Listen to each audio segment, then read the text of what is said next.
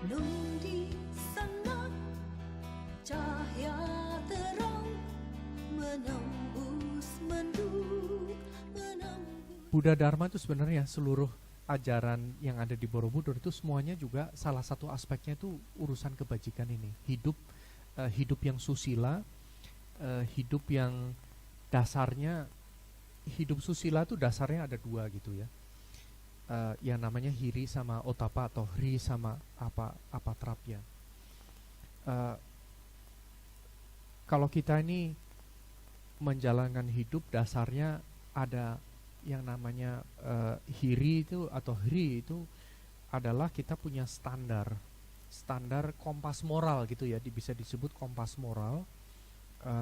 Standar diri ini dalam arti ada standar kita nih punya, bisa dibilang bukan hanya punya prinsip, tapi punya kompas moral yang benar-benar hidup, dimana kita ini memang nggak mau melakukan sesuatu yang salah. Ini yang pertama. Yang kedua, apatrapya ini itu landasannya adalah karena ada kepedulian. Dengan ada yang kepedulian, kita menjalankan hidup yang selain kita nih nggak mau melakukan sesuatu yang negatif karena kita memikirkan orang lain gitu loh. Jadi yang satu standar diri, yang satu karena kita memikirkan orang lain. Nah, cara hidup yang bajik itu adalah hidup yang paling happy dan paling optimal. Lawannya kalau kita nih hidup hanya mikirin diri sendiri, ini resep kita nih nggak happy.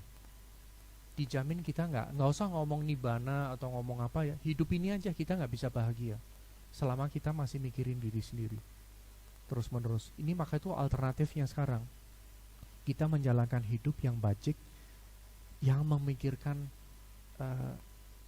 apa sih yang supaya bermanfaat buat orang-orang lain dan buat makhluk-makhluk lainnya apa. Nah, bayangkan ya, kalau kita ini hidup ini bisa make a difference, make a difference ini apa ya? Bisa membawa pengaruh setiap hari, apapun yang kita lakukan itu kita bisa membawa pengaruh yang positif ke orang lain. Bayangkan how wonderful that is. Kalau kita bisa hidup setidaknya beraspirasi seperti itu, membawa manfaat kepada orang lain. Jadi gini loh, kita tetap pergi kerja, tetap pakai dasi ya, tetap besarin anak, tetap berinteraksi dengan mertua, dengan istri, dengan keluarga. Cuman sekarang diganti gitu loh. Turn your heart inside out. Yang tadinya mikir diri sendiri sekarang dibalik. Kita mikir yang bermanfaat buat orang lain ini apa? Mulai dari hal yang kecil-kecil aja. Misalnya lain kali coba kalau kita makan siang nanti ya, kita nggak hanya ngobrol biasa aja, cuman kita dengerin bener-bener. Dengerin ini salah satu bentuk dari dana juga kan, bisa mendengarkan, memberi telinga, memberi hati kita, yang Bante Thich Nhat Hanh sebut sebagai listeningnya ini deep listening, istilahnya deep listening. Jadi bukan hanya asal dengar, cuman kita benar-benar mendengarkan dengan hati. Saya kalau sama orang tua gitu ya, pergi makan, kalau enggak tadi pagi makan bersama, I try, saya nggak selalu bilang saya bisa, cuman I try very hard untuk selalu berpikir mereka tuh pinginnya apa. Oh ini pengen nasi, udah kasih. Terus mereka cerita, kita dengerin, terus mungkin kasih tanggapan. Ayah saya senangnya bahas politik, saya nggak senang politik, cuman ayah saya senang sekali bahas tentang politik, tentang Donald Trump. Maka itu saya pelajarin tentang Donald Trump dikit-dikit supaya bisa ikut diskusi gitu loh ya. Misalnya hal yang sepele seperti itu pun pelan-pelan gitu ya, pelan-pelan, lama-lama ini bukan sesuatu yang pura-pura, cuman benar-benar dari hati itu. Ketemu orang pun juga orang senang ketemu kita karena di pikiran kita bisa membawa pengaruh positif. Kita nggak usah ngomong apa-apa pun karena kita punya niat yang positif. Ini pengaruhnya luar biasa. Ini loh yang namanya blessing ya. Bahasa Inggrisnya itu blessing, atau istilahnya apa sih? Abhiseka, atau yang namanya berkah gitu ya. Berkah itu sebenarnya ini loh yang kita bisa berikan ke orang lain. Kalau kita tuh berniat positif, niat positif tuh maksudnya di dalam hati tuh pingin melakukan apapun yang bermanfaat buat orang lain gitu loh. Jadi ketemu orang pun ngomongnya beda gitu loh, karena benar-benar dari hati you want to help other people. Ya. Nah ini kalau kita hidup ini bisa melakukan seperti itu. Kita punya usaha pun juga bukan hanya ngejar cuan, tapi cuannya ini bentuknya kan macam-macam kan. Tapi kita ngejar cuannya ini juga sekaligus kita mengasih manfaat ke pegawai kita misalnya. Atau kita kerja di kantor sebagai manager, kita ini punya kesempatan untuk nolong orang lain. Atau jadi dokter, bukan hanya BT melakukan tugas sebagai dokter atau sebagai suster, cuma benar-benar you want to help others. Ya. Ini yang menimbulkan kreativitas. Ini yang menimbulkan bisa dikatakan optimalisasi dari potensi-potensi kita terjadi dengan sendirinya. Nah bayangkan ya, kalau kita hidup ini dari satu kebajikan ke kebajikan yang berikutnya, itu bukankah itu dari satu suka ke suka yang berikutnya? Just imagine betapa happy-nya kalau kita nih dalam hidup kita tuh kita bisa membawa pengaruh positif ke orang-orang lain di sekeliling kita, dimanapun kita berada. Mau sama waiter, mau sama supir Gojek, mau sama siapapun, selalu di dalam hati kita tuh ingin memberi yang terbaik untuk orang lain. Sangat mungkin. Very, very possible. Nah, ada kebajikan yang kecil, misalnya ngasih makanan ke binatang gitu. Cuman ada kebajikan-kebajikan yang termasuk Pranidhana Bodhisattva itu kebajikan yang benar-benar besar dan pengaruhnya luas. Dikatakan kayak wave of Bodhisattva action, kayak ombak, kayak getaran gitu loh, ya. Yang positif. Nah, salah satunya tentunya bisa, salah satu klasifikasinya adalah 6 paramita gitu ya. Hidup yang pertama dengan kemurahan hati, hidup di mana kita selalu ingin sharing dengan orang lain, sharing pengetahuan, sharing materi, sharing kasih sayang, dan seterusnya. Jadi kita nih sehari-hari hati kita loh ya, ini urusan hati kita, bukan urusan apa yang kita berikan ke orang lain, benda apa yang kita kasih, bukan itu.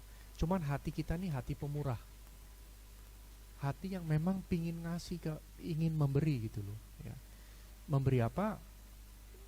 Yang pertama dikatakan misalnya yang paling rendah ini materi, terus yang kedua ini kasih sayang, kadang dibilang kasih sayang dan perlindungan, dan yang ketiga itu memberi dharma, dana dharma gitu ya. Jadi kalau kita nih pelan-pelan dilatih ya, lama-lama nih otomatis banget, otomatis, and it's just so joyous gitu. Dan ini mungkin dana paramita tuh salah satu juga dijelaskan sebagai salah satu bentuk komunikasi yang tertinggi. Memang benar loh, kalau dipikir ini bentuk komunikasi loh.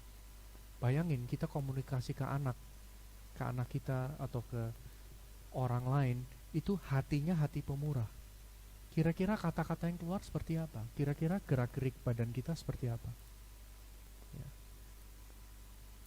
Ini sih kalau saya di kantor merasakan banget gitu loh. Kalau kita berinteraksi dengan orang lain, adanya di dalam hati tuh niat baik gitu ya. Ini bisa luluh loh, orang bisa luluh bener-bener. Orang yang jahat pun bisa luluh. Saya berapa kali loh bisnis deal itu modalnya cuma ini aja. Ini mau di bisnis, mau di keluarga, ini kalau kita ada niat baik ya, ini luar biasa loh. Ini menciptakan kesempatan-kesempatan yang tadinya kita nggak lihat, ini keluar sendiri. Jadi ini bukannya gaya hidup yang bukannya ideal gitu, bukannya ideal, optimal. Ini benar-benar yang optimal. Jadi ini cara komunikasi, kalau kita ini selalu ada goodwill, ini loh cara komunikasi yang sangat efektif itu di dalam hati ini ada kemurahan hati. Ya. Nah ini yang pertama nih, paramita pertama. Ya.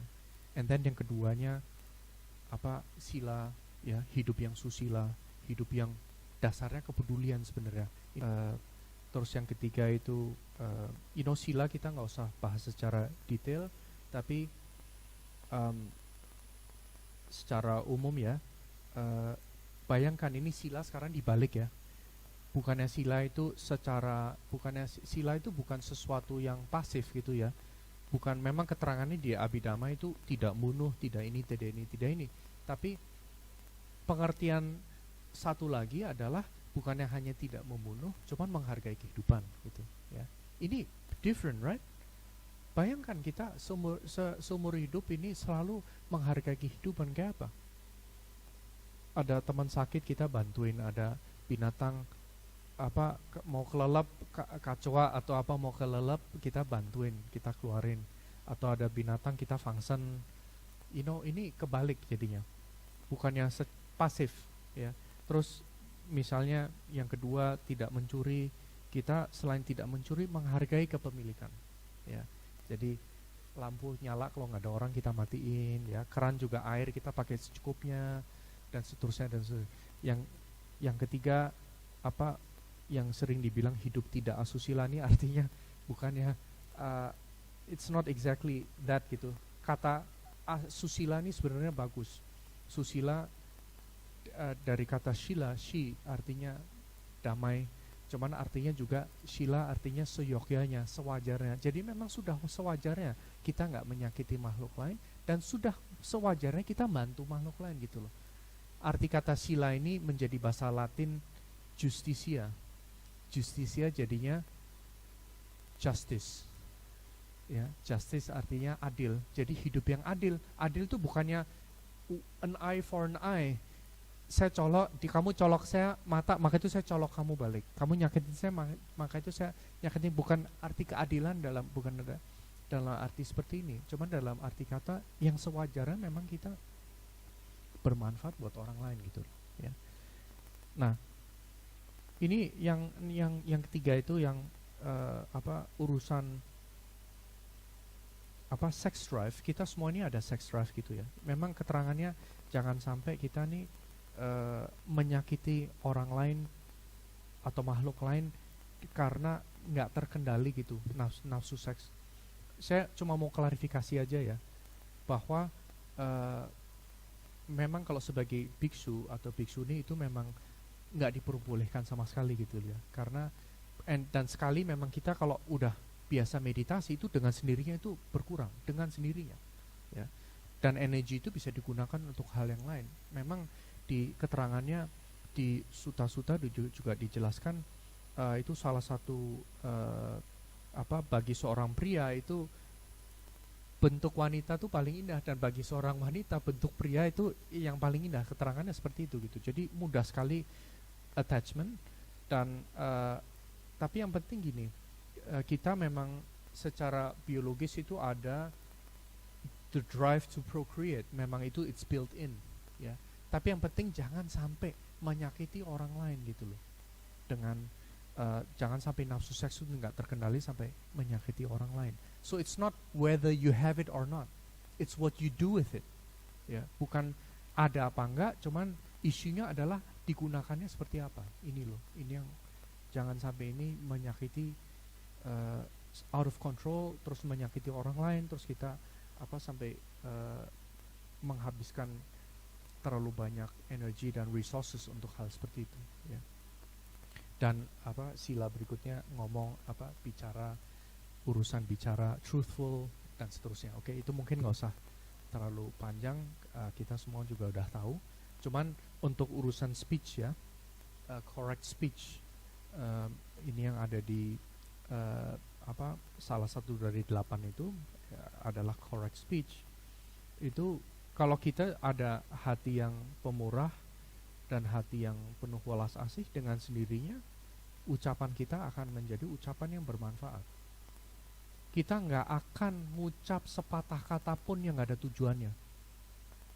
Kalau kita lihat ya, misalnya saya sih melihat misalnya guru saya sendiri Om Salim itu nggak pernah ngomong sepatah kata pun yang nggak ada tujuannya, nggak pernah. Selalu ada tujuannya, tujuan yang baik gitu. Ya. Nah kalau kita nih niatnya ini positif, selalu yang diomongin juga kata-kata ini yang menyembuhkan, kata-kata yang meredakan, kata-kata yang merukunkan, kata-kata yang membuat suasana lebih adem, lebih baik, kata-kata yang encouragement, ya, kata-kata yang memberi semangat. Dan ini encouragement ini juga salah satu pemberian loh, ya. Encouragement ini luar biasa loh, apalagi bagi pendidik anak di sini ya, yang sebagai guru atau punya anak, ini giving encouragement is unbelievable. Efeknya ini luar biasa positifnya. Ya.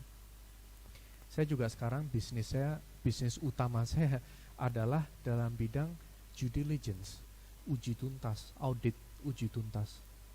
Awalnya tuh karena apa? Karena ada temen ngasih encouragement, hanya gara-gara itu. Tahun 2002 apa 2003 ada teman saya bilang, udah kamu cobalah, pasti bisa lah, pasti gampang lah, pasti bisa lah. Gitu aja, padahal kita nggak ada latar belakang. Just because of some encouragement, efeknya ini bisa luar biasa kepada orang-orang lain juga. Kalau kita orang yang lagi depresi, orang lagi sedih, memberi encouragement itu begitu bantu sekali.